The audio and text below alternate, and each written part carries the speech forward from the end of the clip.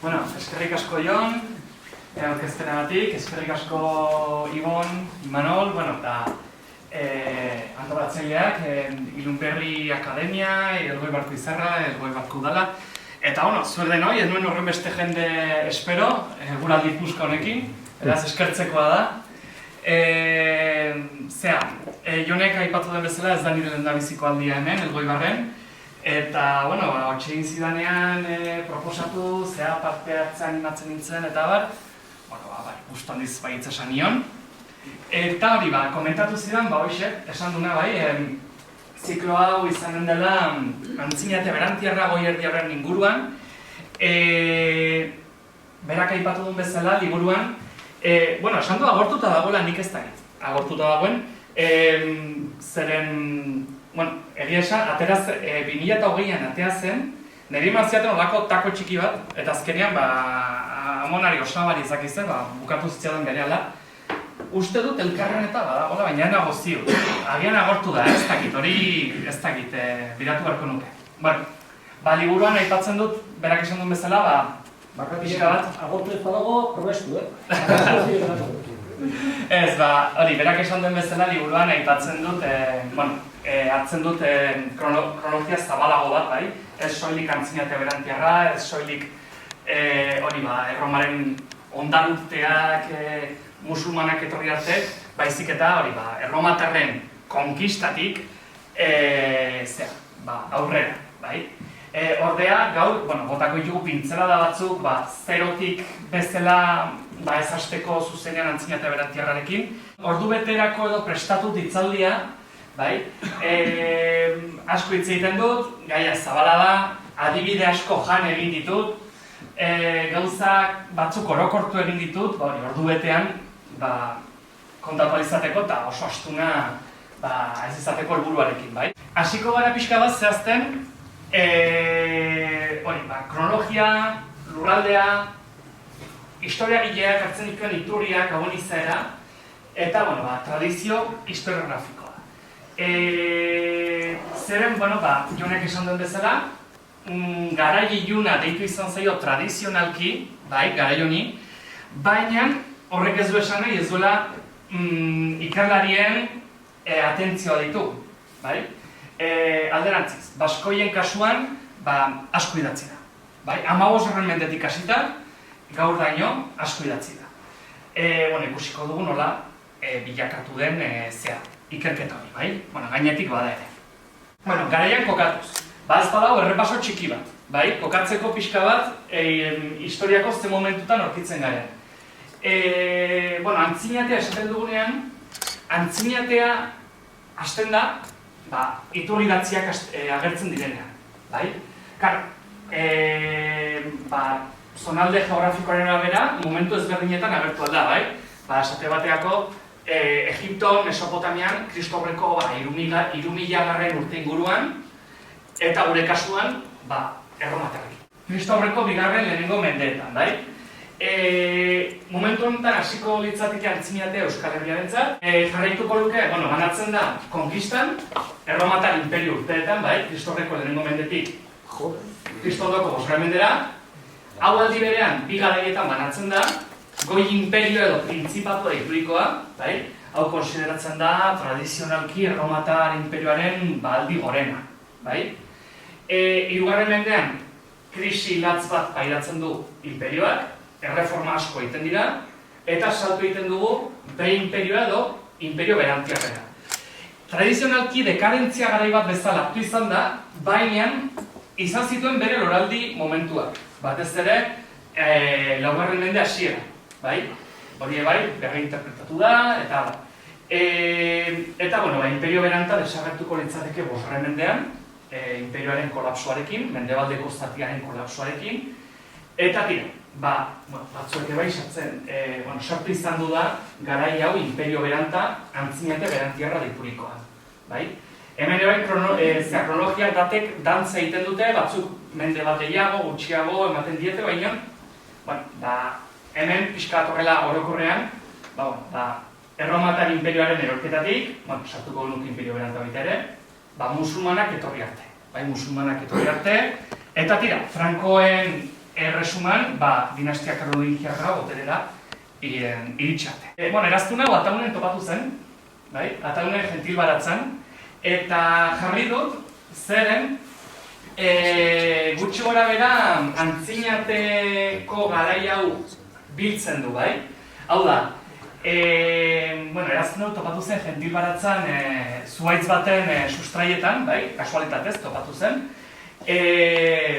1928an, nezu batzenen, eta, urrezko zatian, Santelmo museoan dago, eta kopia oso fidel bat Irungo Jaso museoa. Urrezko zatia badirudi bisigotiarra dela, edo ala uste dute Mertxurtegak, eta esate baterako, baina hemen ikusten dugun gema hau erromatarra da, bai? Eta badirudi Goi Imperioko gema bat dela. Eta hemen ikusten duguna da, oinarri baten gainean, Arrano Imperiala. Ez dakit ongi ikusten den, baina hemen izanen genituzke hankak, buztana, ego bat, beste egoa, eta Arranoa ari da atzea behiratzen, hemen izanen denuke bere mokoa, eta ari da heltzen erramu koro bat, bai? Ikur oso patriotiko bat, Arrano Imperiala, bai? Eta ikusten dugu, oraindikan ere, egia bada, hau bisigotiar garaikoa dela, hau da, jada, Erromatar Imperioa desagertzen den garaikoa, ikusten dugu oraindik ere mendeak pasata nola baloratzen duten ikur hori, bai? Baduela nolabaiteko esanahia, baduela nolabaiteko zilegitasun politikoa, baita, esan dezakegu agian ere, nolabaiteko simbolismoa, bai? Beraz, kronologia litzateke gaur landuko duguna izanen da Imperio Beranta eta Antziate Berantiarra.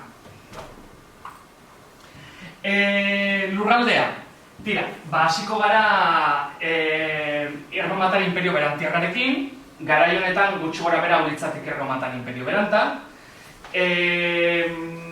bitan zatitu da dago, bai, ekialdeko, bitan, batzuetan ere batasuna lortzen du, baina bosgarren mendera iritsiko da erdibituta, bai?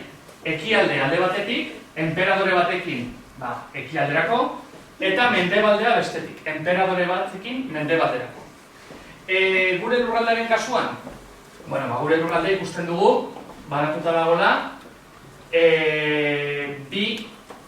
diozesiren artean, bai, Erromatarrek diozesi esaten zioten, gero Elizak kopiatu zuen, baina, horren Erromatarrek diozesi esaten dute, bai, Hispaniako diozesia, eta kasu honetan, 7 probintzitako diozesia. Hemen ikusten dugu, gure lurraldea dagoela Tarrakonen 6 probintzian, zati bat bintzat, hegoaldeko zatia, eta iparraldekoa Noven Populania probintziaren barnean, bai? Hemen mapa bat, gertu hau ikusten, bai? Hemen izanen genuke Tarrakonen 6 probintzian, gutxi gara gure lurraldea, eta hemen iparraldea, Akitania irugarrena Noven Populana edo Noven Populania probintzi, bai? Izanen genuke, beraz, gutxi gara bera lurralde hortan mugituko gara. Zer daukagu lurralde honetan Imperio Berante iritsi baino lehen?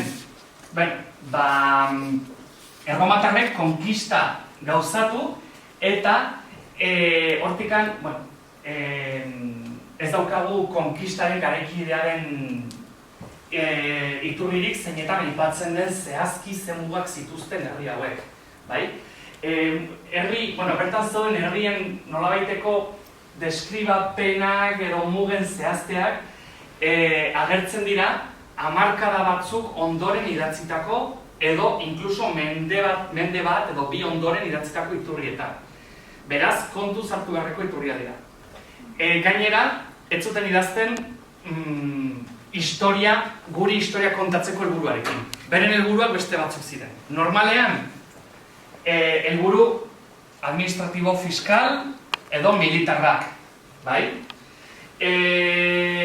Ikusten duzue, hau ezaguna da, bai? Euskal Autonomia Erkidegoan 4 komunitate ezberdin topatzen ditugu, Autrigoiak, Nerbioi ibaitik eta mendebaldea eta Arabako mendebaldea hartuz, Karistiarrak, Nerbioi ibaia eta diote Deba artean,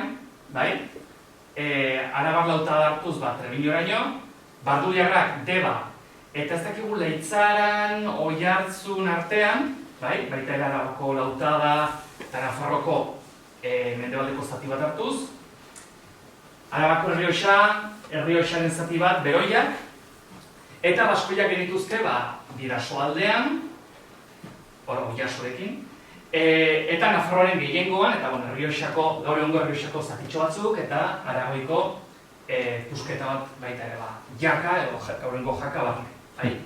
Eta iparraldean Akitaniarrak ditzituztenak. Akitaniarrak herri ugari dira, Akitaniarrak. Zehazki gaur egungo iparralden, Tarbeliarrak, Benearnotarrak, Ilurotarrak, esan bezala, muga hauek ezin ditugu hartu herri hauen berezko mugak bezala.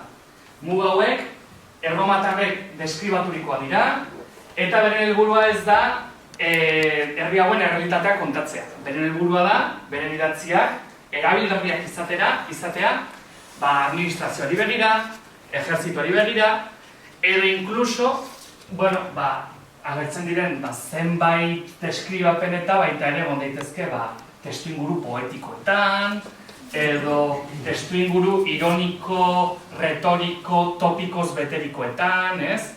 Beraz, kontuan izartzeko iturria dira, Lurralde hau litzateke, baina ikusiko dugu nola imperio berantean herri guzti hauek desagertu eginen dira iturri idatzietatik, mantentzen da, Bardulia kostaldea aipatzen da behin, Autrigoniak aipatzen da beste bitan, baina tira, Autrigoi bezala, Karistiarrak, Barduliarrak bezala, Beroiak, desagertu egiten dira imperio beranteako. Isilunena bat dago iturri idatzietan, eta berriz ere, aipatzen direnean bertako herrien izenak, soilik Baskoiak ikusiko ditugu. Gainera modu nahiko zabal batean, Baskoiak, Baskonia, Pirineo mendebaldean, Pirineotan, Baskoiak, Baskonia, beraz, hor, hainbat teoria daude, ez gara sartuko, batzu diote espantxio bat, bestatzu diote Euskalduntze berantiarra, horrek lotuta, besterik gabe da, ikusiko dugu, baina iturrien izaerari jarraiti, badirudi simplifikazio moduko bat dela, besterik gabe, edo, urrutitik, zenbaitek, beste helburu batzukin idatzitako iturriak direla. Tira, hau lurraldean, eta iturriei begira. Iturriak aipatzen dauden, historiagileak,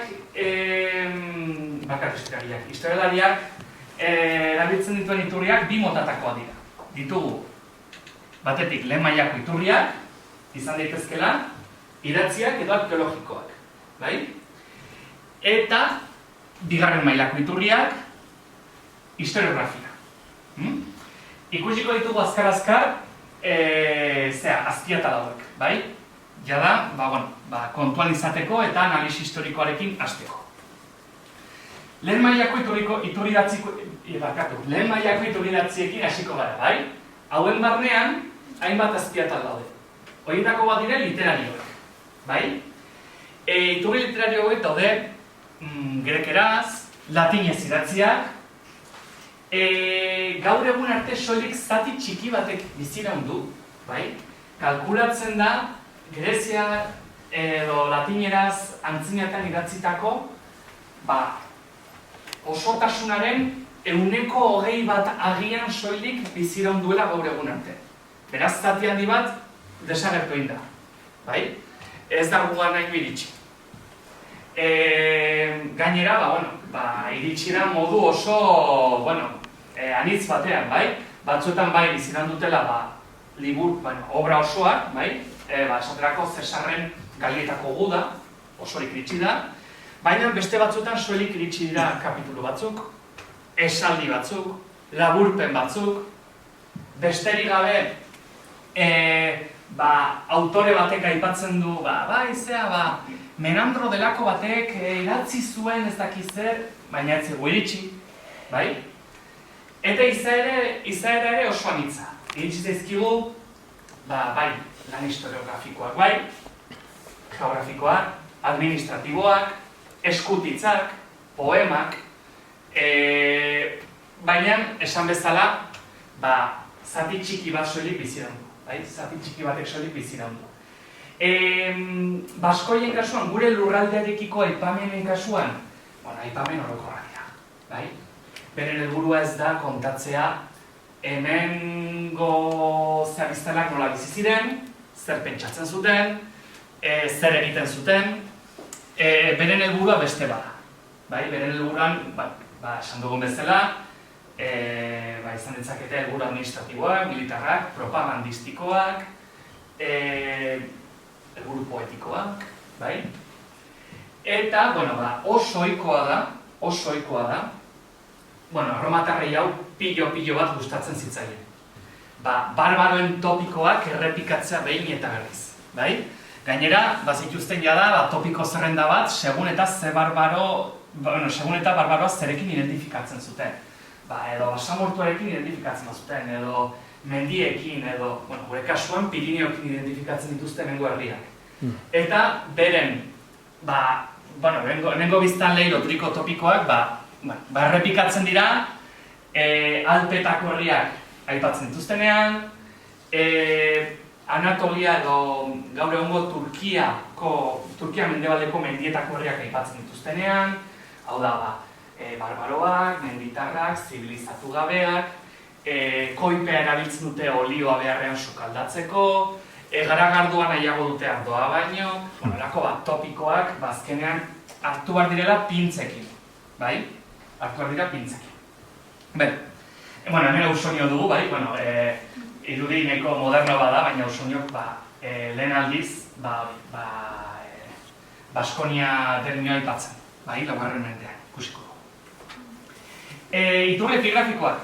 Hemen sartu ditut bi irudi, irudeko eskoa, ideia bat egiteko hau konkista garaikoa da, hau ere goi imperioko garaikoa da, hau da, igual batzuek identifikatzen duzue.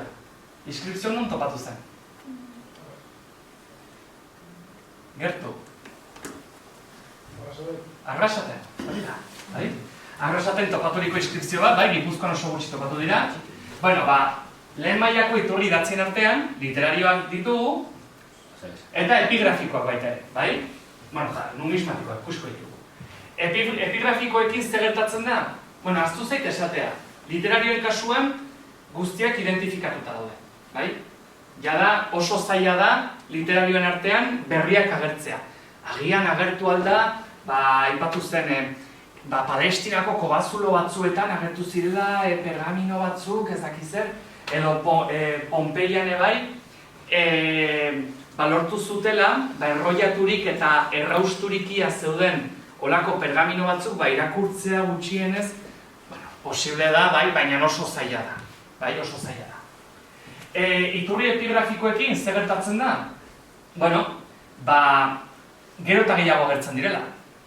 Kasualki, edo ez, aztarnategi arkeologikotan, obra publikotan, pixkanaka gero eta gehiago agertzen dira. Hori askotan daude sakabanatuta eta testuinguru arkeologikorik gabe. Irulegiko eskuaren kasuan ez, testuinguru arkeologiko batean, hor daude proba guztiak, Arantzarik modu oso metodikoan atera zuen, baina, Arrasateko inskripzioaren kasuan, testuinguru arkeologikorik gabe. Izaera, inskripzio hauek gehienetan daukaten, gehienetan bi izaera mota dituzte. Edo erligiosoa, edo elite inskripzioak. Erligiosoak izaten dira gehienetan botiboak. Botiboak zesan nahi du? Eskerrak ematen dizkiote divinitate bati, jainkosa edo genio bati, edo eskerrak ematen diote edo zerbait eskatzen diote. Ilete inskripzio, denek ulertzen dago. Baita ere badaude miliarioak, egon daitezke baita ere horako inskripzio ofizialak, ez? Baina normalean gure lurraldean horrelakoak topatzen ditu. Eta lehen mailako iturri idatziekin bukatzeko numismatikoak. Sarituko literarioak, epigrafikoak eta hori numismatikoak. Numismatikoen kasuan, gauza bera, inskripzioekin gertatzen den bezala, pixkanaka gero eta gehiago gertzen dira, kasualitatez edo, aztarnategi arkeologikotan, edo obra batzutan, edo, gero eta gehiago, hori bai, ez dago bildume eguneraturik. Inskripzioen kasuan bai, eguneratzen da, online bilatzaileak daude, korpusak daude, kontsultatu aldira, txanponen kasuan, asko zailagoa da ere bai, hori egia da, baina ez dago bildume eguneraturik esateko babetu. Jakin nahi dut, Gipuzkoan zenbat txanpon erromatar topatu diren, non eta ze garaitakoak. Artikuluz artikulu jamarko zinatekete, edo liburutan begiratzen, eta ez dago eguneraturik, bai? Eta hemen ere bai garaika banatzen dira. Ditugu txanpon aurre erromatarrak, iberiarrak deituak, ditugu txanpon erromatarrak, garai honetakoak dira gehienak, batez ere goi imperiokoak dira gehienak, gure lurraldearen kasuan, eta baditugu txanpon franko-bisigodoak, gutxiago dira, baina topatzen dira baita ere. Lehen mailako iturriekin bukatzeko arkeologikoak. Iturri arkeologikoekin gauza bera, gero eta gehiago agertzen dira, eta, tradizionalki arkeologiaren mundua bai, arkeologoi zaila asko gustatzen bai datak zehaztea, ez? Zeren batzutan oso zaila delako. Oso zaila delako, datazioak dantza egiten du, batzutan tarte oso onditan, baina, gure lurraldearen kasuan gutxi gora bera banatu ez dakegu modu berean. Aurre erromatarra eta konkista garaia, imperio garaia, Augusto enperadoren gobernutik aurrera, eta antziate berantiarra. Esan bezala gutxi gora berakoa da, zeren arkeologian ere bai, datazioak eta ez bada agertzen inskripzio bat edo txanpon bat edo datazioak nahiko relatiboa dira. Eta hori lehen mailako iturriak eta bigarren mailako iturriak. Esan dugu, baskoien inguruan idatzi dela, aspaldi, historia edo, ikerlari asko, hartu dituzte, baskoien kasua, baskoiak aztergai gisa. 15. mendetik hasita, hemen ditut hainbat irudi, identifikatzen dituzuen, hau, el Pradon dago kuadro hau, persona hau bakizun orden? Bianako printzia. Bianako printzia oso ongi, Bianako printziak jada ipatzen ditu,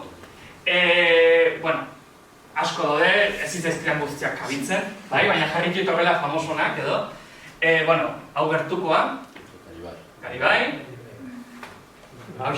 Larramendi, Kampion, eta Karo Baroja, oso ongi.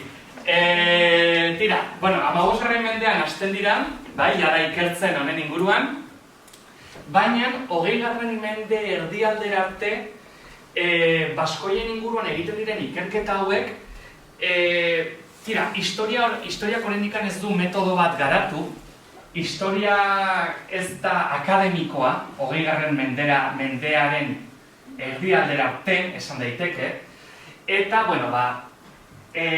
batzutan borondate honez, beste batzutan ez, baina normalean historiagile ditu ditzakegun hauek egiten duten historia helburu batzuekin egiten dituzte. Baskoien kasuan, modu orokor batean esan da,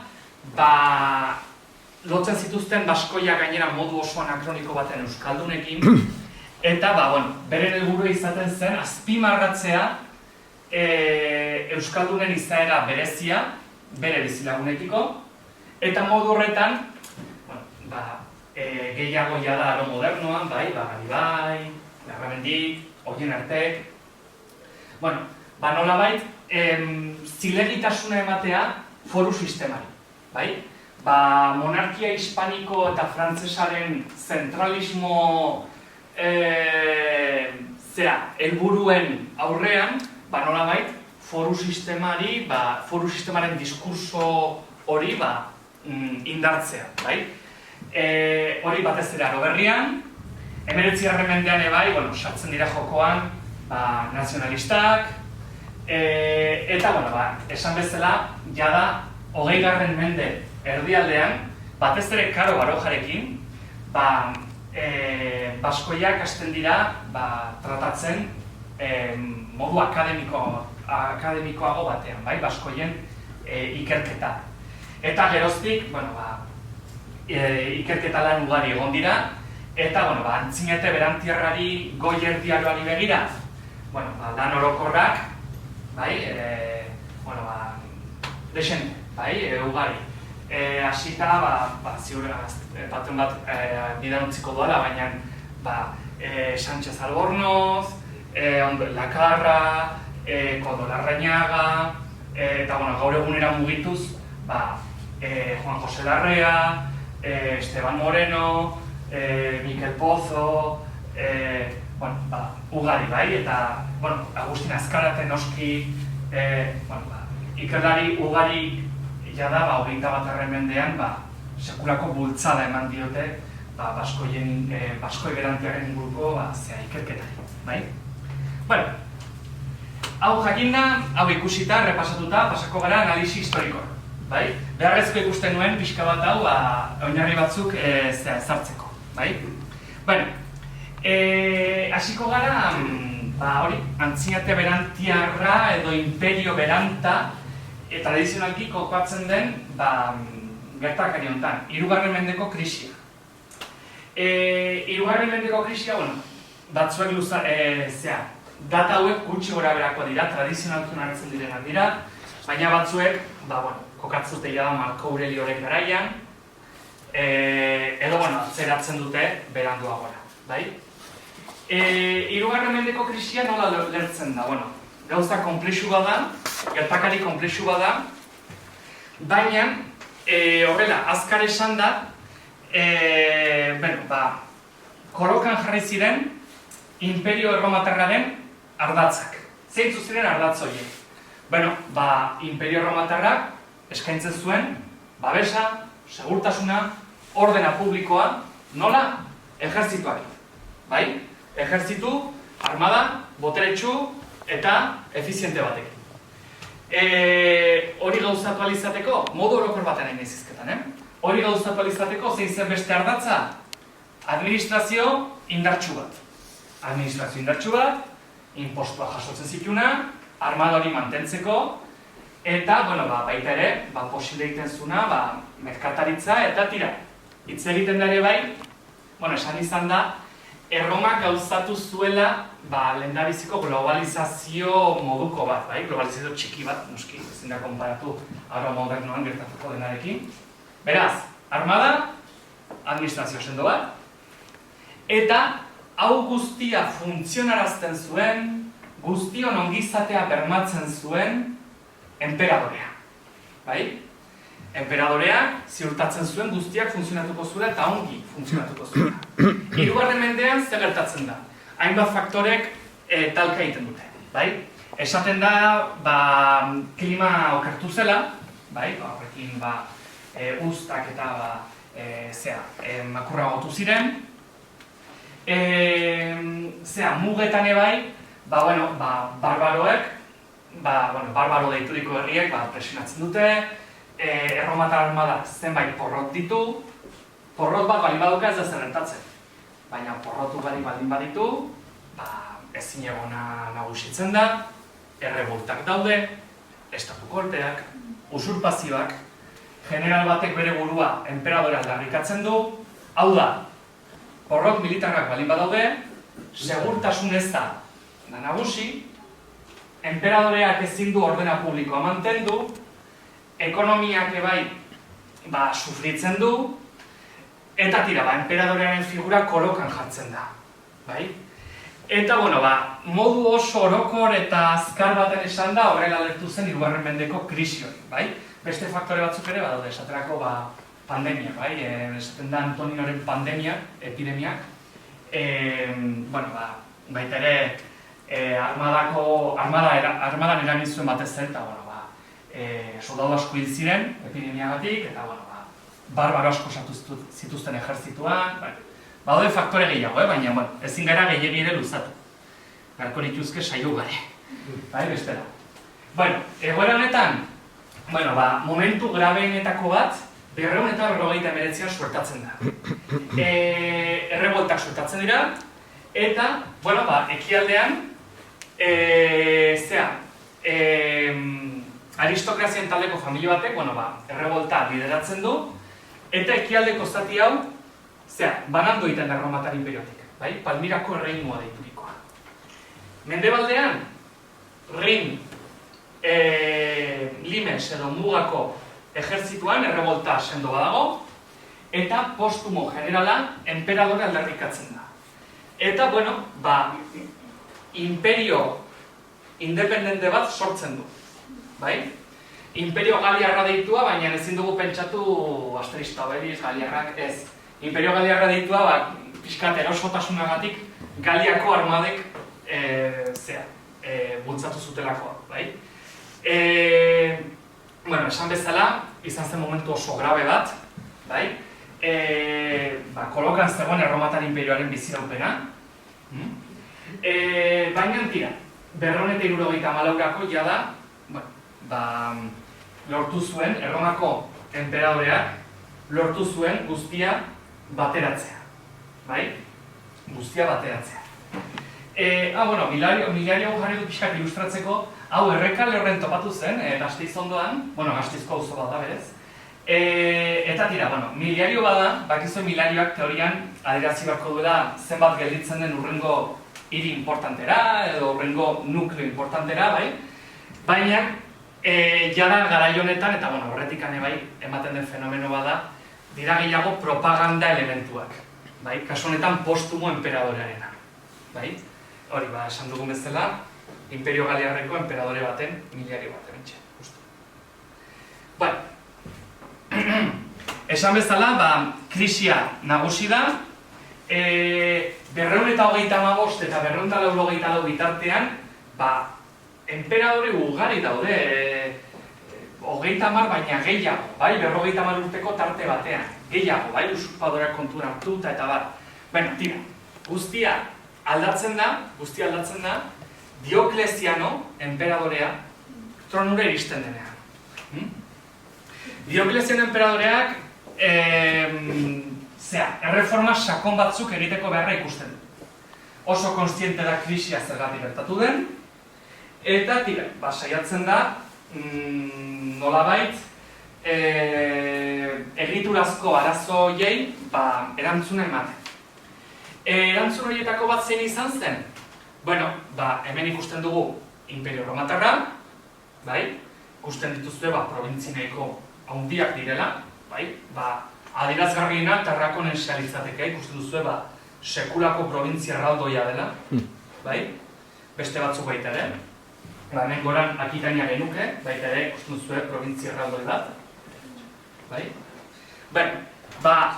Dioklezianok zein zuen, probintziak txikiagotu, bai?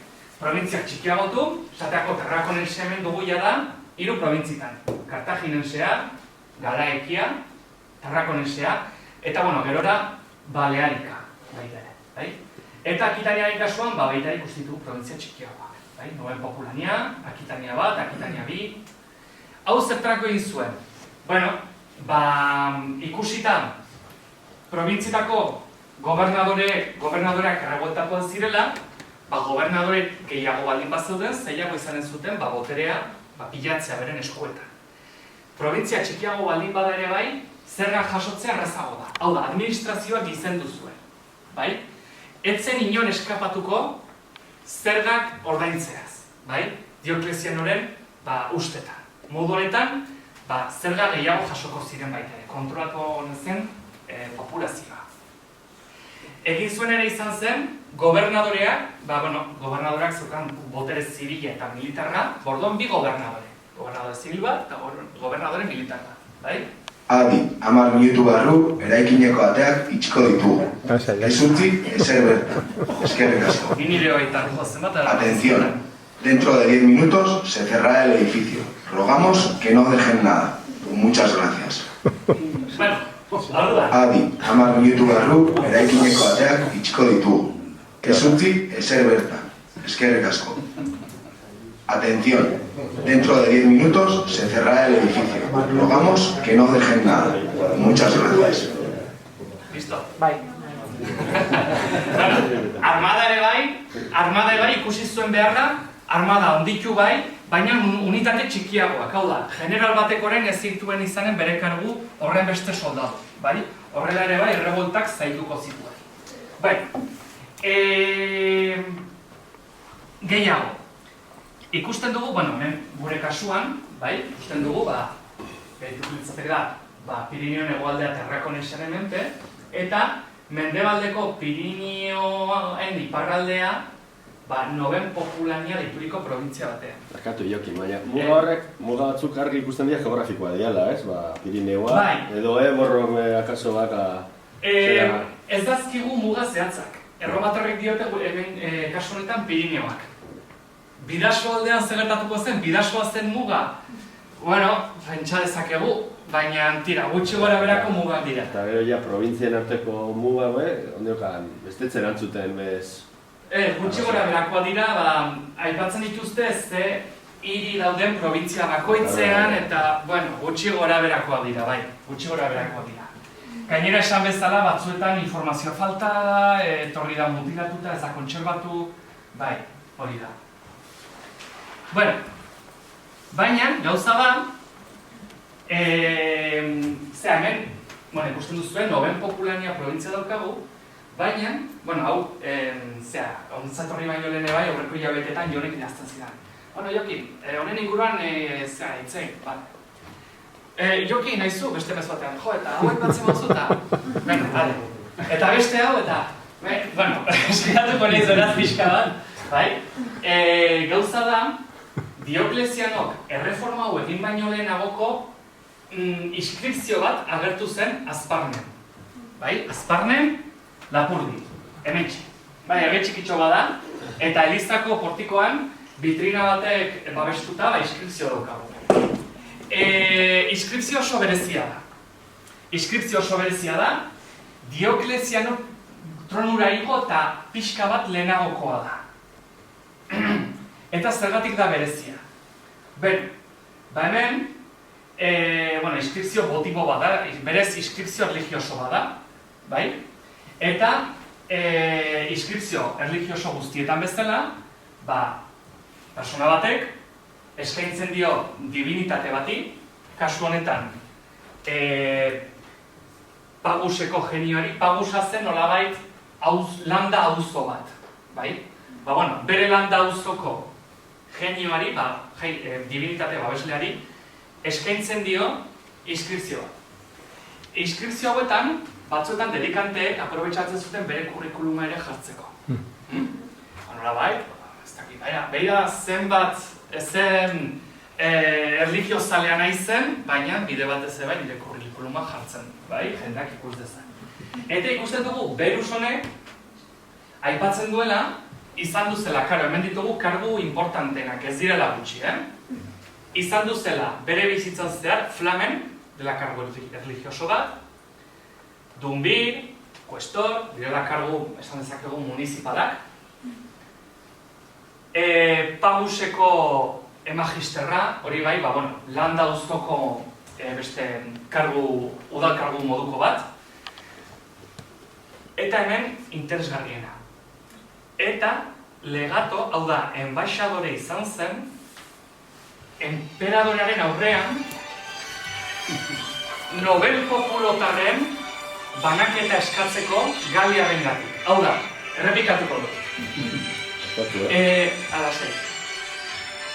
Berus, Noven Populotarrek, ez dakigur zehazken hortzu diren, bidali zuten Berus enperadorearen aurrera, enbaixada batean, hau oso normala zen, enbaixaden bidez gauzatzen zen komunikazioa, eskatzeko impostuen jeitxiera, edo esateko behitu ustatxarrak izan ditugu, mesedez, herriak gozea pasako du, bidali guztu gari gehiago, edo, enbaixaden asuntoa, edo, bi hiriren arteko mugen kontuak ere ezin bazituzten konpondu, enbaixada bidatzen zuten gobernadora gana, edo, eta, intervenitzeko. Kasu honetan, Noven Populotarrek beruz bidaltzen dute enperadorearen aurrera eskatzeko seiungere, galiarrengandik. Hau da, ezberdindu nahi dutela, banandu nahi direla galiarrengandik. Hau modu askotan interpretatu da, ez dakigu zehazki zer esan nahi zuten seiungere horrekin. Ez zaigu beste iturririk mantendu hau azaltzen duenik. Ez zaigu iturri ofizialik iritsi esanez. Bai, itxizaren baixadore bat eskatuz ez zaigu iritsi. Hau da bakarra. Seiungere honekin zer esan nahi zuen? Bueno, ba ikusi dugu zea. Akitaniako provintzia, bai, hemen egon litzateke Azparne, Akitaniako provintzia ikaragarri handia zela. Garai bateko akitaniarrak, konkista garaian, akitaniarrak soilik ziren, Pirinio eta Garona bitarteko herriak deitzen ziren akitaniarrak. Ondoren, kontu administratibongatik, fiskalengatik, militarrengatik, gehitu zizkieten Galiako zenbait lurralde ikusten duzue. Loiraraino. Bai? Badirudi, 3. mendean Diokleziano baina pixka bat lehenago, esan dezakegu berezko akitaniar horiek, konkista garaiko akitaniar horien ondorengo horiek edo, hemengo lurraldekoek, eskatzen dutela banaketa bat. Ez dute bere provintzia berdinean, Galiar herriekin elkarbizine. Eta eskatzen dute seiungere bat. Ez dakigu ze zentzutan. Ez dakigu izan zen nolabaiteko distrito fiskal berezi bat, distrito religioso propio bat, ez dakigu zehazki zer eskatzen zuten. Baina asuntoa da, enperadorearen gortean eskaera hori hor gelditu zela, izen hori ere, nomen populi, bederatzi herriak, nomen populus, eta, erreforma provintziala egitean, eskaera horrek bat egin zuen enperadorearen planarekin. Koinzidentzia bat eman zen, eta enperadoreak hemengo provintzia berriari kasualki, konkista garaiko akitaniarroien gutxi gora berako mugak hartzen dituen provintzia hori, noben populania izena ematen dio. Ez dakigu, noben populi hauek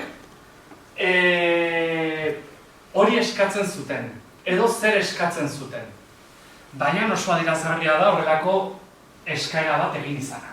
Hor badago, lehen Jonek aipatzen zuen, horrelako, gutxienez, eskualde kontzientzia bat edo ezberdinak direla, nahiz eta denok erromatarrak izan, beraiek ez dira bere bizilagun galiarrak bezala.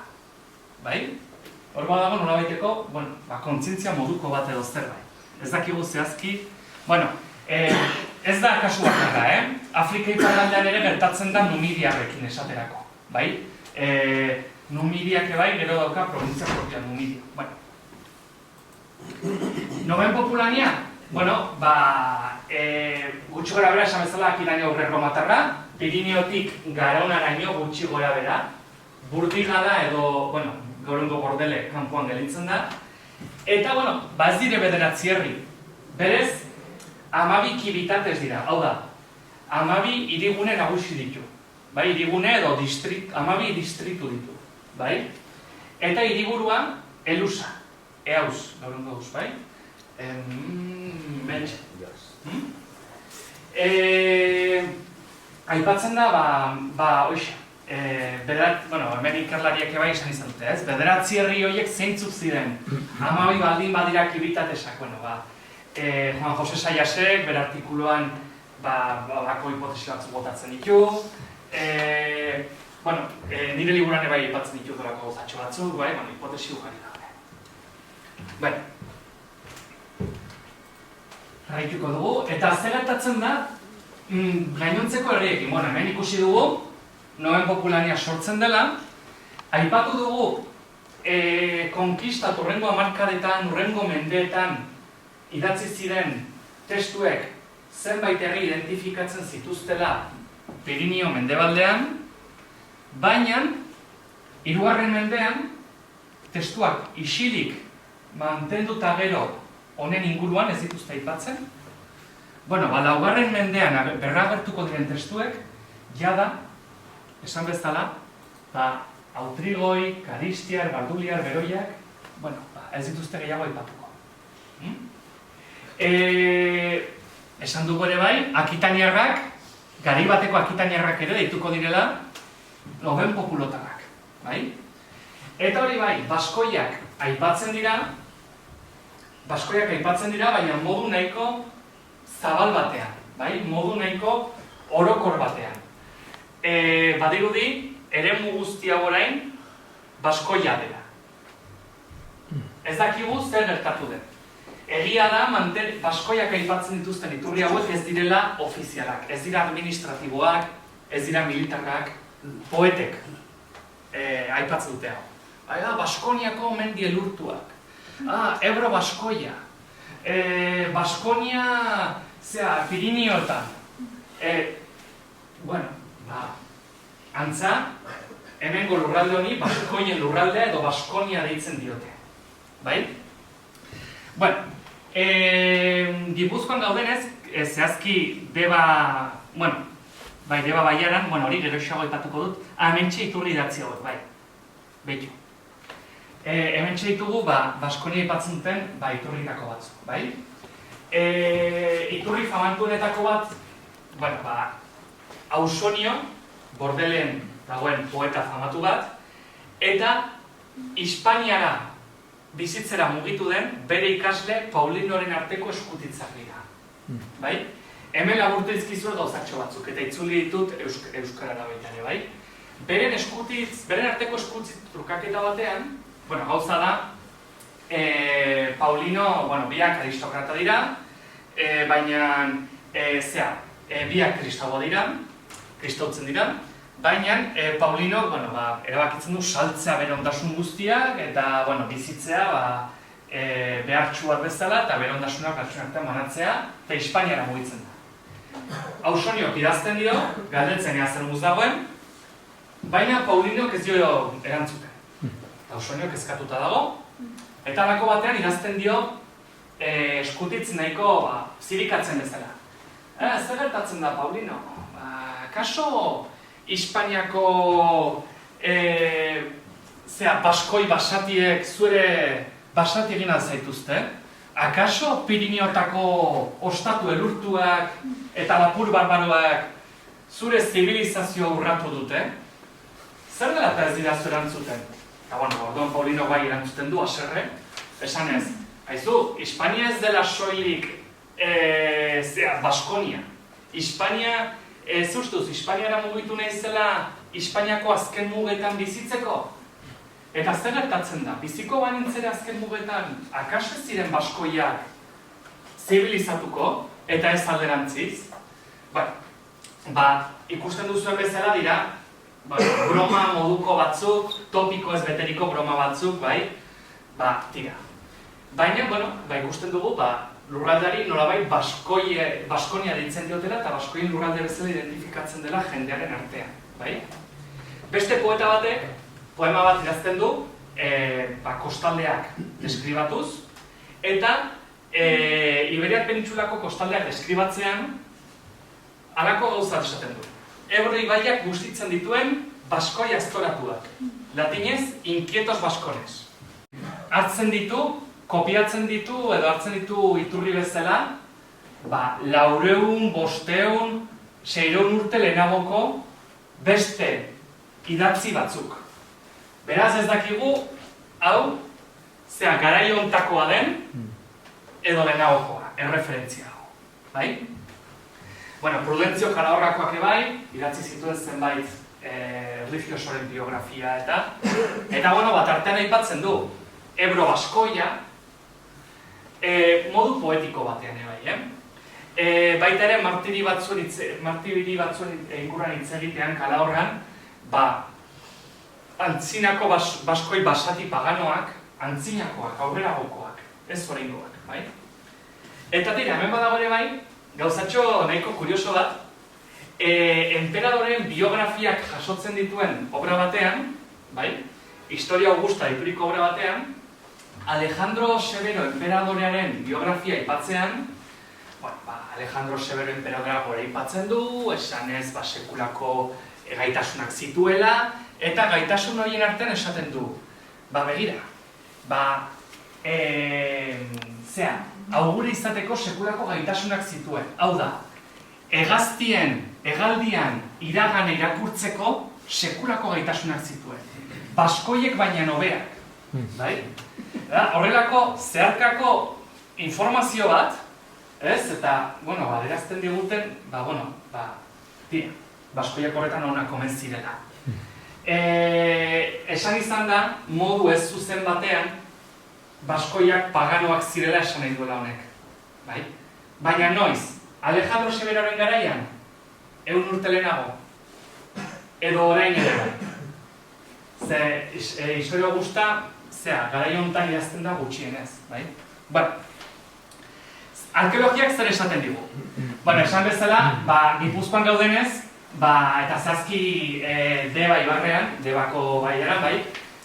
Egin dugu pixka bat, horrelako errepaso bat, zer topatzen den hemen, zer gertatzen den hemen, behin imperioan, bai?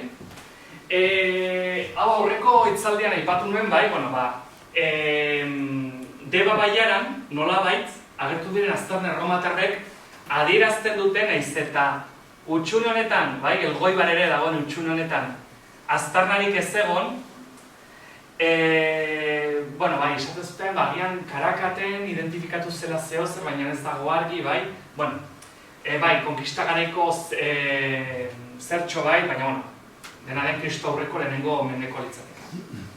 Egon litzatekela nolabaiteko lotura gaur egun bezala, kostaldea eta Arabar lautadaren artean, bai? Garai honetako Goi Inperioko aztarnategi nagusiak zeintzu dire. Haize Zabalean, baitugu, Astigarribian, Mutrikun, bai? Bergaran, Eskoriatzan, Leratzagan, Oñatin, Urbian, asentamendu moduko batzuk edo badaude. Ez da asko aurkitu, zeramikatxo batzuk, edo txampon batzuk, ez da asko aurkitu. Kobazuloetan ebai ikusten dugu kobazuloak erabiltzen direla. Kobazuluen erabilera lotu izan da, sasoiko bizileku bezala, edo hartzaiek erabiliak, edo, bai? Baitugu, Ekailau Deban, Jestabi Mutrikun, Iruespe Aretxabaletan, Aitzgan Oñatin, eta, bai? Eta, esan dezakegu Goi Inperioko aztarnarik interesgarrienetako bat izan litzatekela Arrasateko Arrasateko lehen ikusi duguna. San Valerio ermitan, Meatzerrekako auzoan, justo hau Arrasate baldin bada hementxe, topatu zen inskripzio bat, nahiko polemikoa, hau da, San Valerio ermitan, inskripzioa hementxe dugu, agian historia entzun duzuen, baina nahiko polemikoa da, badirudi,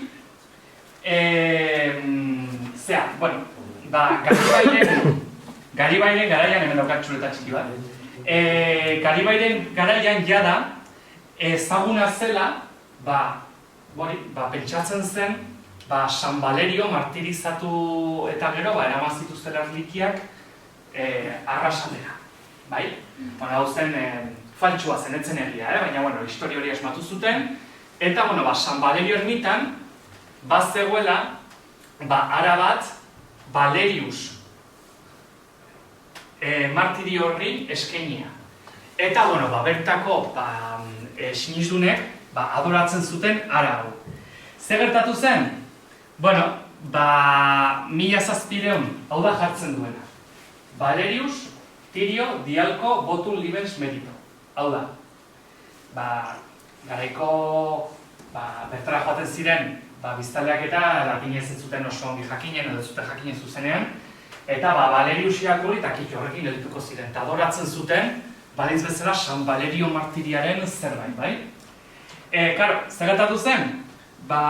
Erlijioso bat agertu zen, 1787an, latinez zekiena, irakurri zuen eta esan zuen, hau Jainko pagano bati eskenitako inskripzioa da. Eta inkisizioari denunziatu ziren, bai? Esan zuen, hau ez da posible, inkisizioari esan zuen, ez da posible, hemengo jendeak adoratzea inskripzio pagano bat. Bai, berez paganoa da. Dio, Valerio Tiro delako batek, Dialko jainkoari, ez dakigu badirudi indoeuroparra dela edo, ez da erromatarra, eta baskoia ez da ere, eskaini ziola ara bat. Votum libens merito. Hau da, eskaintzen dio hau eta horrela bere promesatik liberatzen da, bai? Antza zerbait eskatu zion eta bete zen, normalan izaten zen gaixotasun batetik liberatu edo lako zazarez. Bueno, zer gertatzen da? Inkisizioak agintzen du inskripzio hori ateratzea hortikan, ermitatikan, eta lurperatzea, bai?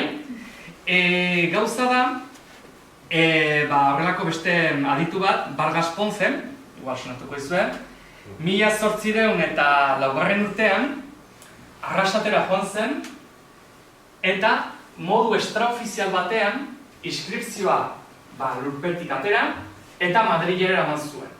Eta gaur egun, Real Academia de la Historia dago, Madrile, bai? Noiz baitu joaten bazarete,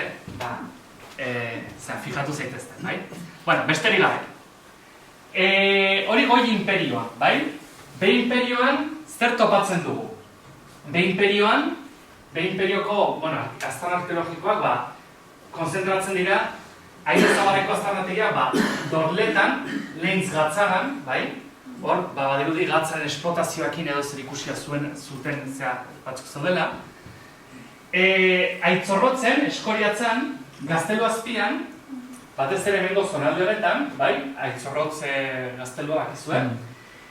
Batez ere zonalde honetan, agertu ziren erromatar garaiko, hori Kristodondoko 4. mendeko aztarna batzuk, bai?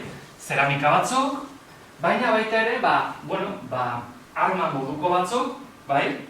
Erromatar garaiko arma moduko batzuk, ez dakigu zehazki zer ote zegoen hor, edo bide lapurren kontrako guardia postu bat, edo agian besterik gabe hartzai batzuek hor zuten, eta arma batzu zituzten, topatu ziren aztarnatxo batzuk, bai? Aitzorrotzen.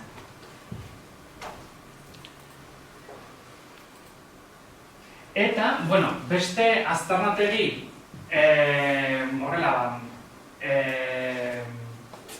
nolabait azpimarratu dezakegun aztarnategitako da, Ereñuzketako Santiago da, Arrasate, bai? Bertan topatu zen, nolabait, hilobi baten aztarna batzuk, bai? Erromatar garaien azken urtetakoak, eta 6. mende arte erabilitakoak, bai?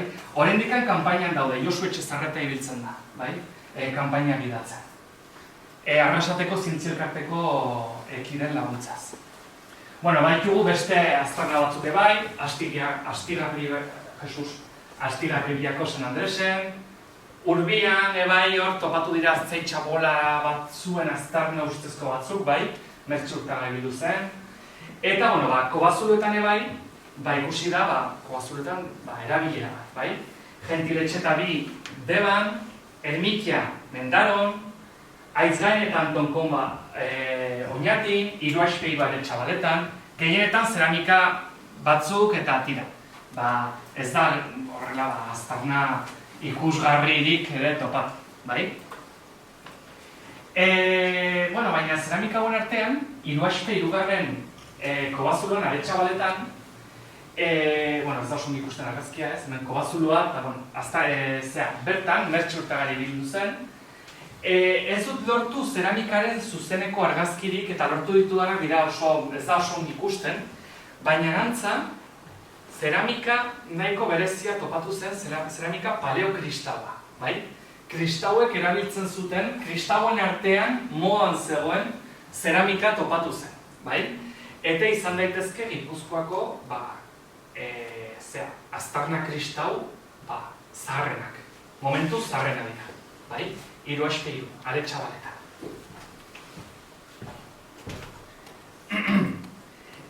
Lehen aipatu dugu, Dioklezianok hainbat erreforma burutu zituela.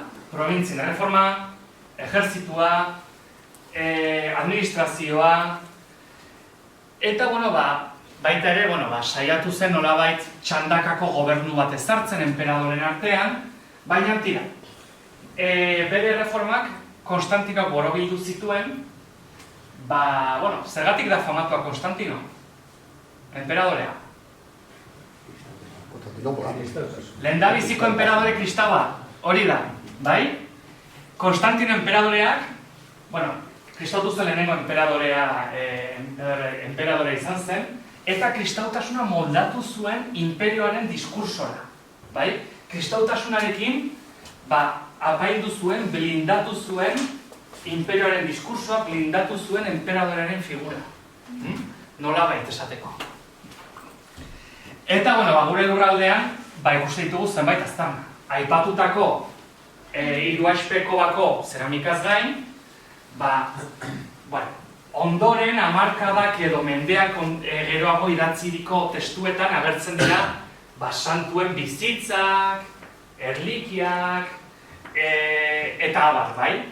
Hau ere, pinzekin hartu beharrekoak, askotan dira oso fantasiosoak eta oso berandu idatziak, bai? Baina baitugu, San Emeterio, San Celedonio, San Fermín, San Saturnino, San Severo, San Emiliano, San Amando, Santa Gertrudis, bai?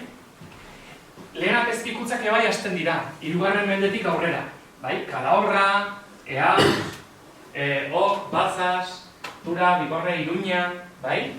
Eta aztarna arkeologikoa baita ere. Iruñako katedrala, Abauntzeko koban, Arraitzen, aipatutako hiruaizpeko koban, Finagan Basaudin baita ere templutxo bat, Dulantzin Araban baita ere, eta Iruñan Beleian, esate bateako, grafitoen kontua kenduta, beste lekutxo batean, luzerna bat baita ere, luzerna bat izu da lamparita bat, olio lamparita bat, krismoiak, argazkian eko txarra da, baina krismoiak ikusteta.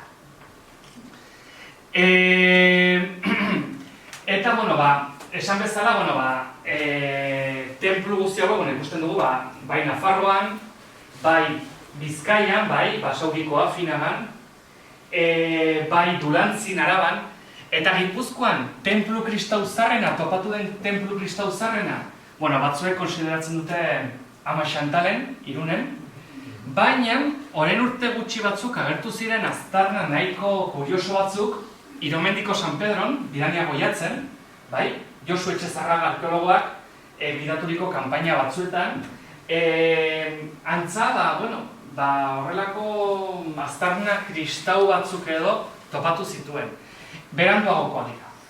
8. 9. mendeak, eta Ama Xantalen dira 9. mendeak, gehiago 10, 9 baino. Beraz, agian hau lirateke, Gipuzkoako templu kristau baten aztarna zarrena. Kobazuluen erabilera templu bezala eta hori da beste debate bat ere, oso zaila ez du aztarnarik. Baina, alako zehazen. Zer gertatzen da, Erromatar imperioaren, ondar urteetan. Tira, 9. mendeak, loraldi moduko bat bizitzen da, baina, 9. mende bukaeran eta batez ere 5. mende hasieran, berriz ere arazoak ditugu. Enperadore aulak, barbaroek presionatzen dute mugetan, berez migratu nahi dute beste barbaro batzuek bultzatuta, bere familiekin, bere artaldeekin, migratu nahi dute mendebaldera, azkunde demografiko batengatik, klimagatik, unoek bultzatuta, gauza da, mugetan presionatzen dutela, eta azkenean mendebaldeko imperio erromatarra kolapsatzen da. Kolapsatu baina lehenago, 976an, herri barbaro batzuek lortzen duten Pirinioak zeharkatu eta Iberiar penintsulan instalatzea. Dira, sueboak, bandaloak eta alanoak. Baskoniak ze pintatzen du guzti honetan, gogoratu, garaiko poetek eta Baskonia ditzen dutela honi, administrazioak ez dakigu, baina garaiko poetek eta Baskonia, Baskoien lurraldea ditzen diete, bertatik pasatzen dira, eta, herri hauei kontra egiteko Erromak bidalitako armadak ere, Baskoniatik pasatzen dira zenbaitetan, bai? Ez dira Baskoiak aipatzen bosgarren mendean, soilik Baskonia aipatzen da. Eta, pentsa ezakegu, jende armatuak pasatzen bat ziren, txikizioak eta ere gertatuko zirela, bai? Berez esaten da, sueboek halako batean, zakurak eta espedizio bat gauzatu zutela, eta gauden errebolta Ebro inguruan. Gaudak zer ziren? Ez dago argi. Ez gara sartuko zeren beharko nuke beste saio bat. Baina, gaudak badirute direla modu nolabait mugetan edo defendatu gabeko erromatar lurraldeetan garatzen diren talde armatu batzuk. Agian autodefentsa moduan edo, Ebro inguruan ere garatzen dira. Eta, erromatar mugak erori dira, ez dago dirurik armadak lehen bezala ordaintzeko, beraz, erromak ere bai gaitasun militar gutxiago dauka, kostaldea ere ezin du defendatu, eta pirata barbaroen joan etorriak ere ugariak dira, bai? Gure kasuan, iturridatziek bai aipatzen dituztela, pirata barbaro eruloak, bai? 456 urtean, uste dut, bai?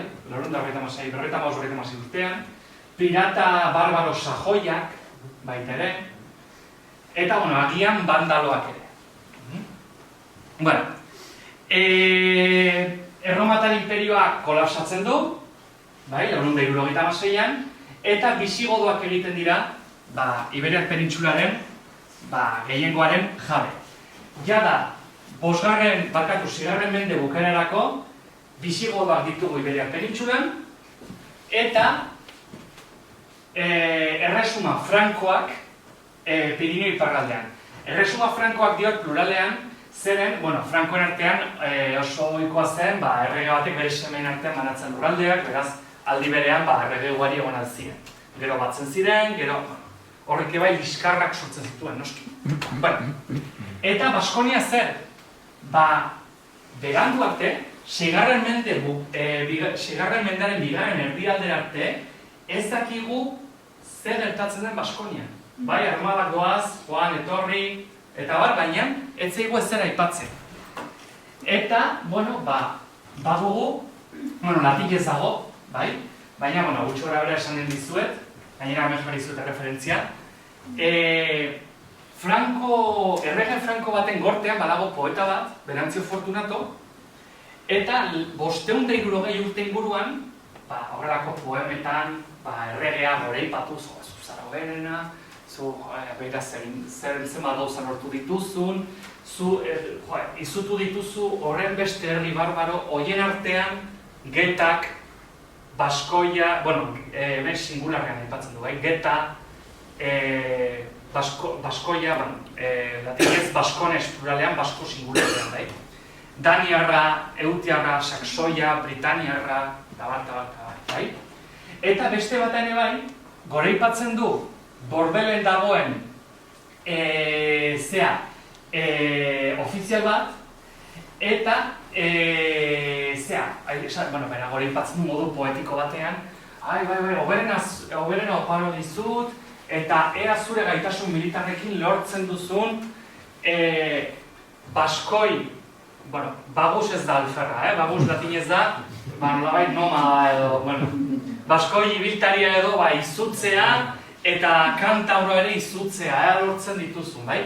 Dirola gauza batzuk ikusten ditugunak eta poeta batek hau esaten.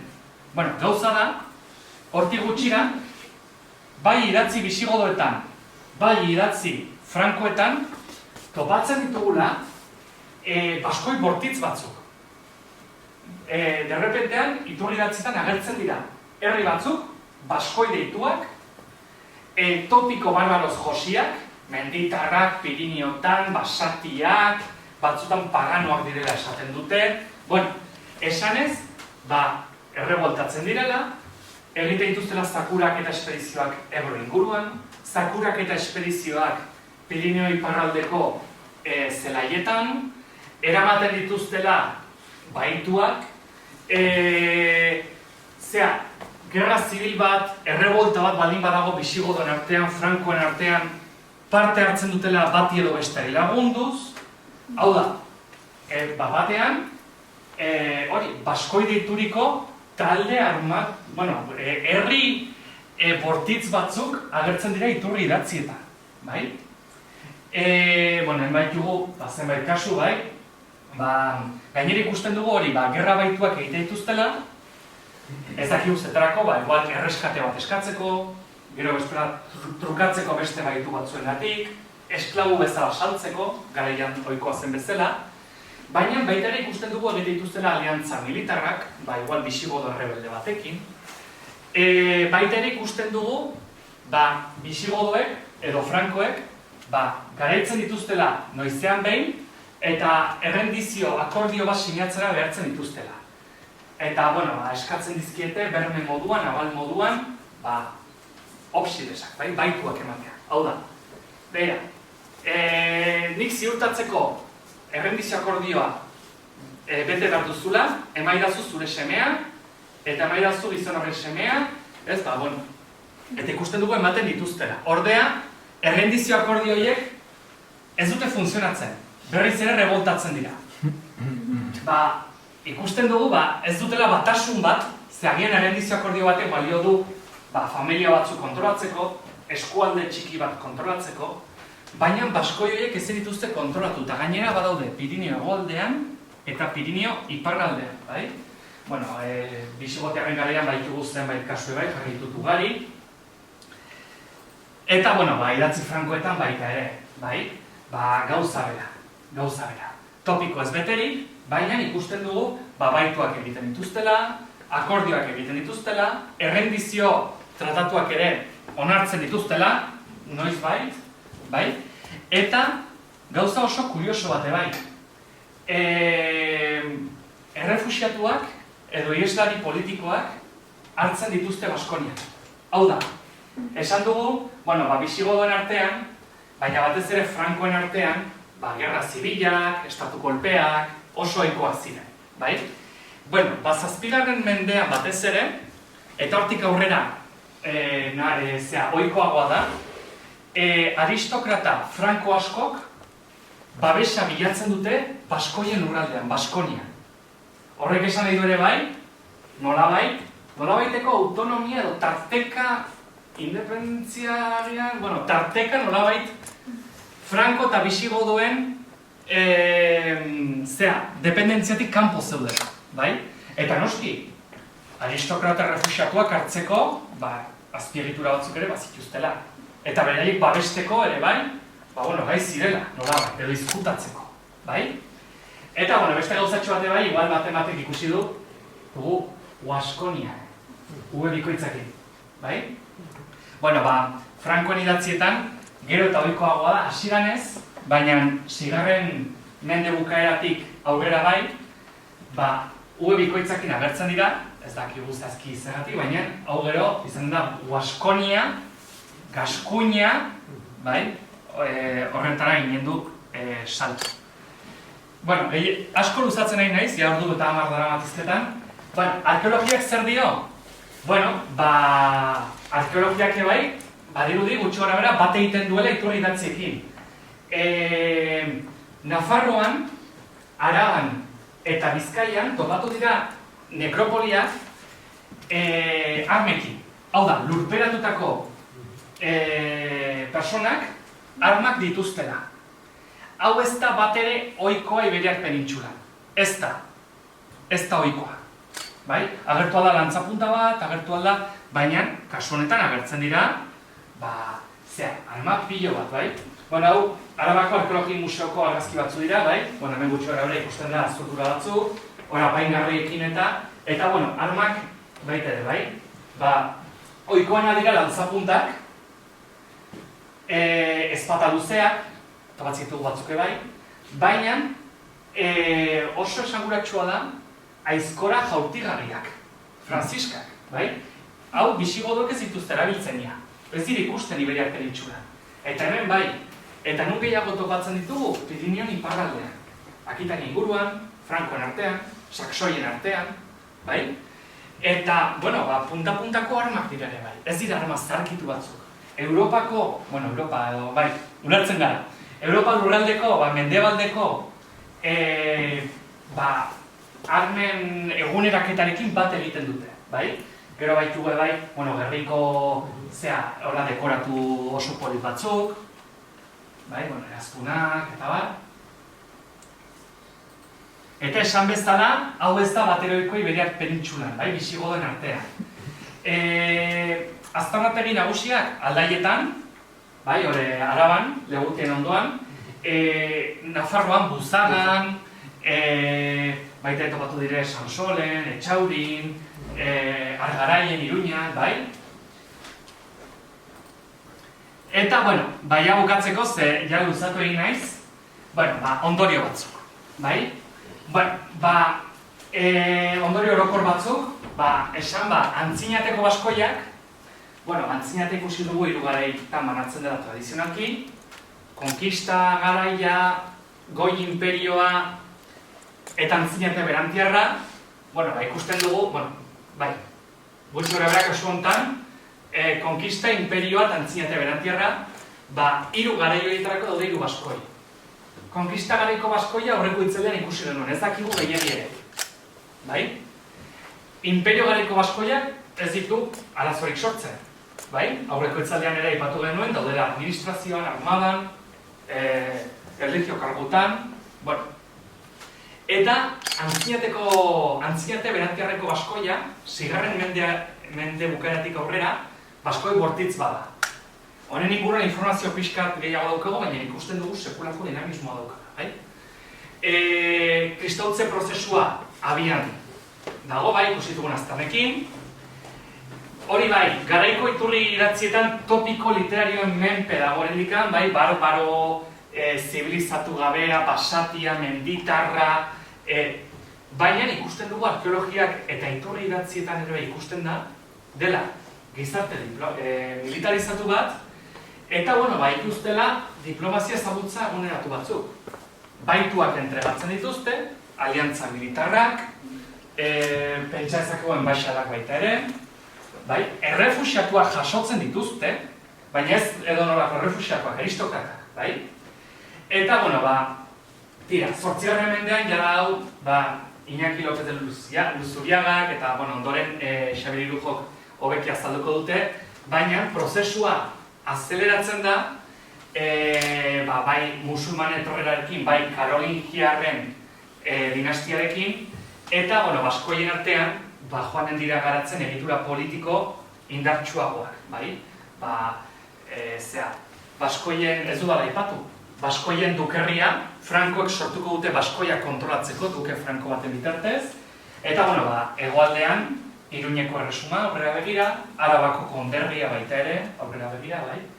Eta hementxe, mapa bat, San Seberreko monastegian, landetan, kontserbatu zen mapa batean, hemen ikusten dugu Uaskon, bai? Nola bat.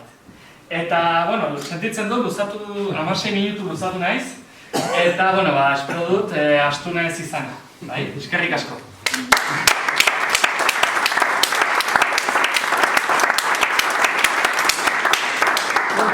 Berak, iruzkinak, komentarioak, kristautzea, pixko bat aipatuzu. Bai. Badago adostasunik lurraldea noiz kristautu zen edo portzentaje handi batean noiz kristautu izan zen, eta azken urtetan horre bastante dantze izan, ez? Alde batetik Manuel de Kuunatzenak esaten zuen 6. 7. menderakoia oso kristautua zeudela. Gero esan duten, 12. mende arte orainikan zegoela oso kristautua, orainikan beren sineskera aspaldikoetan eta bizitzirela, eta orain azkena izendatu nahi ez dudan batek, ginen telebistan programa bat du, esan du ez oso goiztiarra izan zela kristautzia, eta oso latinizatu ez dela nolabit esatu dela. Bai, eta irati pelikulan bai ikusten da ezaket ikusi duzuen, ez? Baina... Bueno, irati pelikula bada, Euskal Telebistan ematen duten serie hori beste pelikula bada, baina historia ezan esatzen digute. Bueno, begira, galdera hona da, eta eztabaida potenteak sortu izan ditu, alde batetik ez dagoelako nahiko iturririk, eta bestetik egon direlako zenbait interes baita ere. Lehen aipatu dugu nola hasi ziren 15-16 mendeetan, nola hasi ziren ikertzen baskoiak, beraiek jada kezka ere bazuten, eta defendatzen zuten nolabaiteko kristautasun original bat, Tubalen ondorengoak zirelako, eta, tira. 20. mendean jada garatu ziren gehiago, ikerketa horiek, eta, denetik entzun da, denetik idazten da, batzuek zuk esan bezala luzatzen dute 8. mendera, 9. mendera, beste batzuek ordea aurreratzen dute 4. mendera, ikusi dugu aztarnatxo batzuk badaudela, nire iritziz, graduala izan zen, erromatar garaian graduala gainontzeko erromatar imperioan bezala, eta ondoren batira,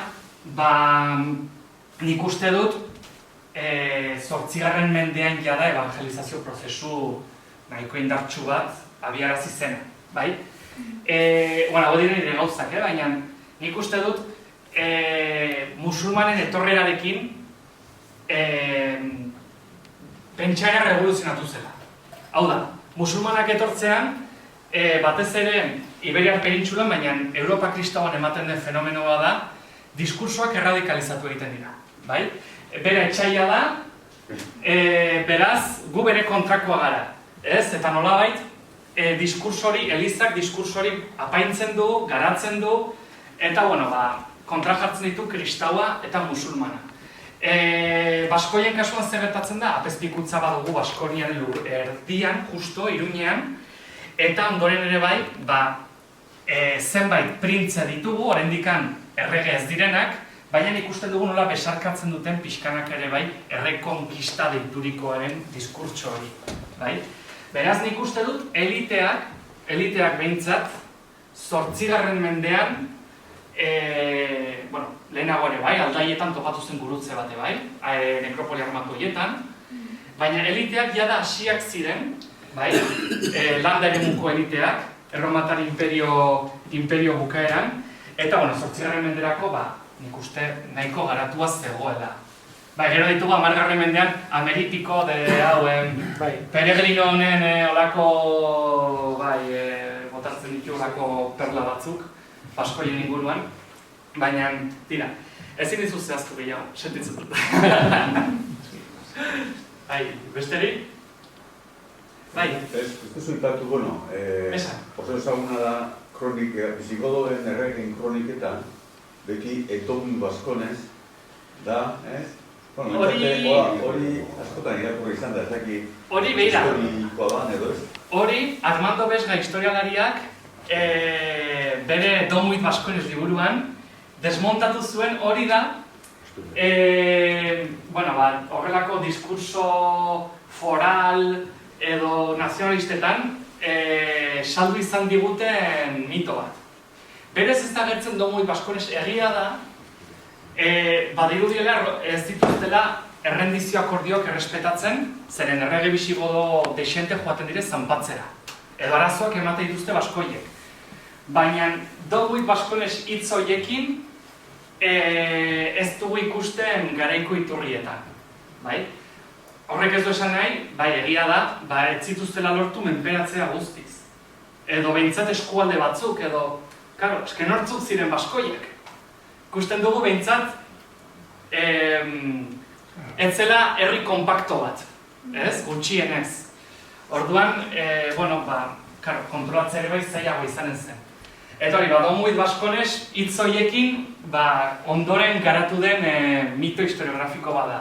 Baina egia da, hori, oinarri bezala informazio hori daukala. Armando Besgaren liburu oso ongi dago, bertan desmontatzen du, ematen ditu arrazoiak eta rastreatzen du pixkat mitoa. Oso ongi dago. Estornesek dauka el Ducado de Baskonia, nahiko zaila irakusteko, nirezat bintzat oso zaila, eta ez desaklaratzen ondo berari irakurrita. Zer zentzutan? Educado de Baskonia, ez dakiz 6. mendetik aurrea azten da, o 5. mendetik aurrea. Zazpigarren mendetik aurrea. Bai, aipatu dut oso azkar, lehen aldiz, Frankoek ikusten dute, Pirineo iparraldeko Baskoiak kontrolatzeko, ikusten dute beharra duke bat ezartzeko. Eta 602an aipatzen da, Baskoiei duke bat ezartzen zaie, genial izanekoa.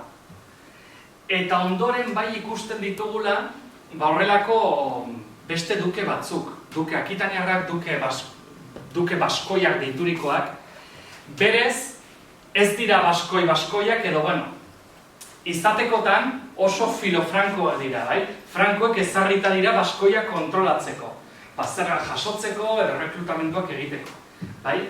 Berez, Baskoniako dukerria izanen dena, hasiera batean, Frankoek asmatu eta ezarritako zerbait izan zen. Ondoren Akitaniako dukeekin sekulako autonomia izan zuela eta Erdi Aroan batez ere, bai, hori egia da. Baina hasiera batean Frankoek Baskoiak kontrolatzeko sortu zituzten egitura batzuk izan zen. Bi aldetan, bai Frantzien da bai... Testuen arabera, Frankoek, Baskoiei, baina pentsatzen dugu, gertuko Baskoiei, mugak ez dazkigu. Baina gero sortzen denean Iruñeko erresuma eta, jada mugak pixkatxo bat zehatzago dakizkigu eta Baskoniako dukerria dago Pirineon iparraldea. Bai, hori da.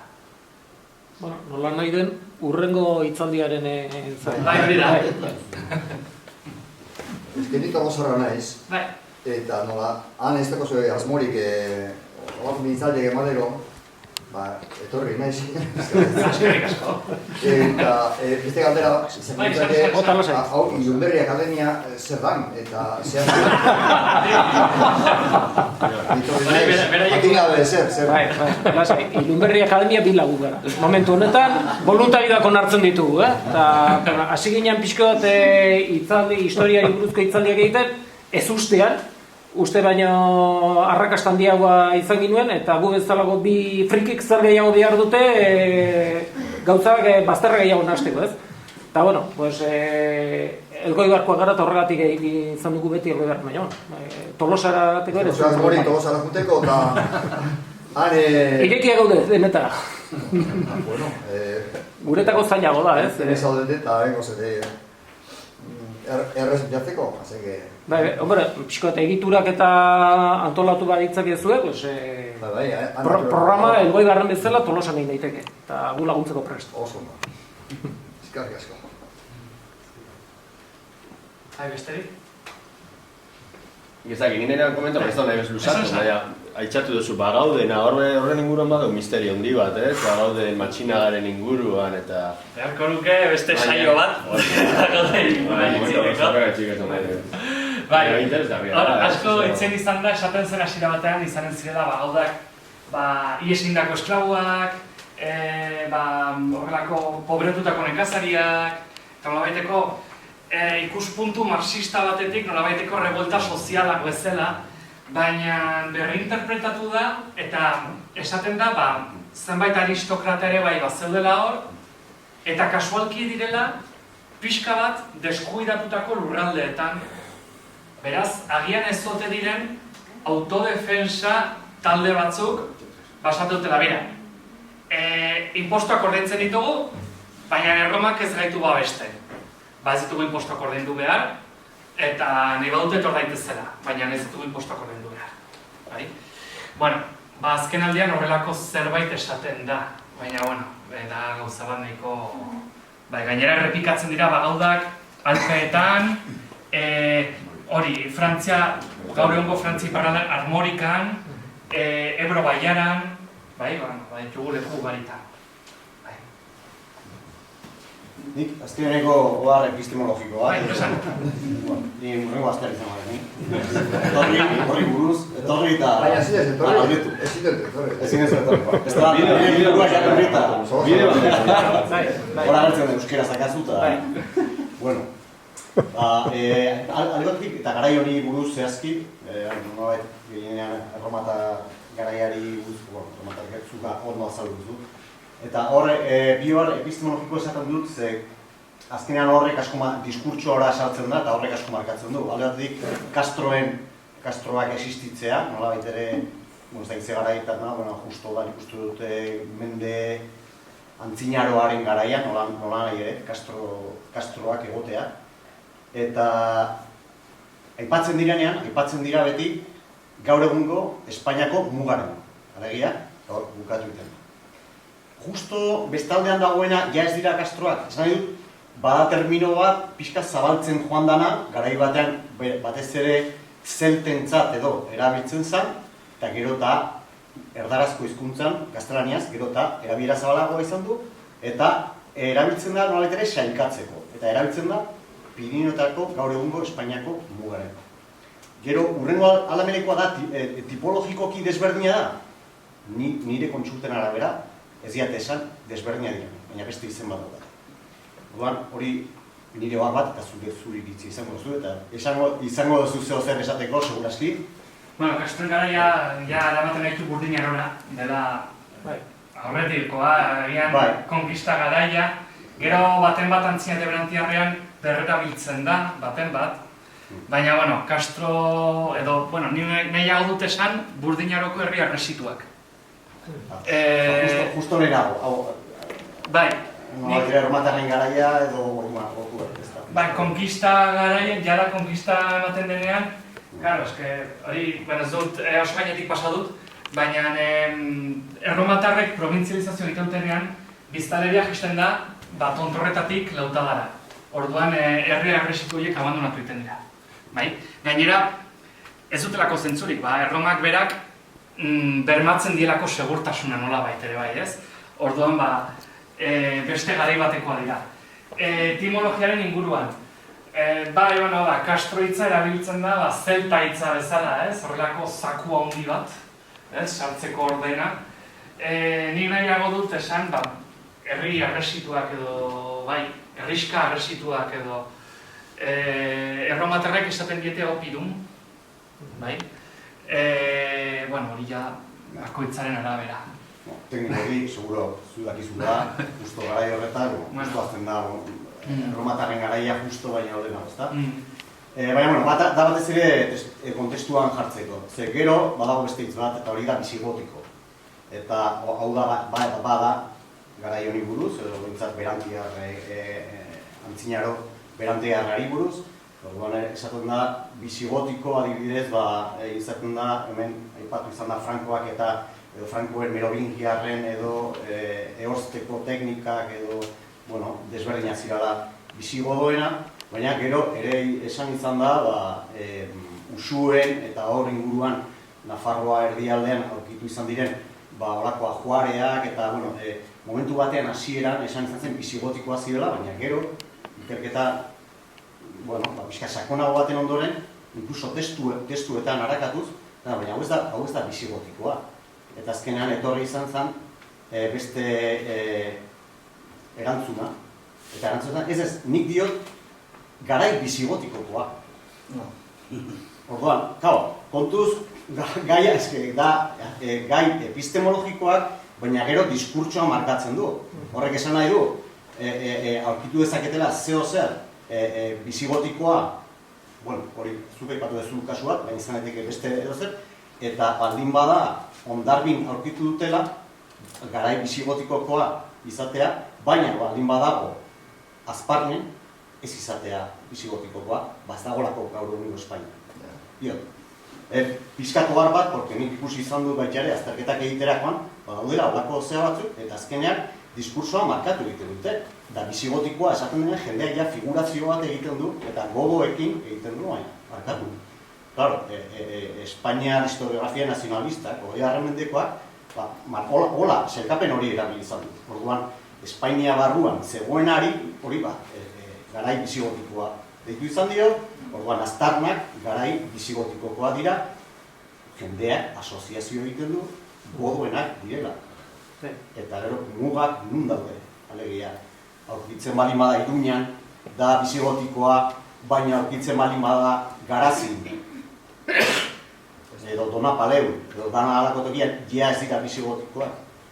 Nire gogoeta, eta seguro bakoitzak izango duela berea egiteko. Baina, nire azterketetan tokatu izan zait, olako gauzekin aritzea eta esan nahi. Bai, hori da historiografia kontua da. Espainiar historiografia tradizionalak bagala aipatzen du, gaur egun saiatzen da beste modu batera idazten, redaktatzen. Baina bai. Besterik? Bukatuko. Bai, oso gustora gaude, baina bai. Eskerrik asko. Eskerrik asko zuei. Gainera, gai bat baino gehiago berak esan du beste egun bat beste hitzaldi bat beharko luketela. Ez dut akaparatu nahi hemen. Garri zain etorriko. Oster famatu hori negozua esan, bale? Termine guzti etortzea.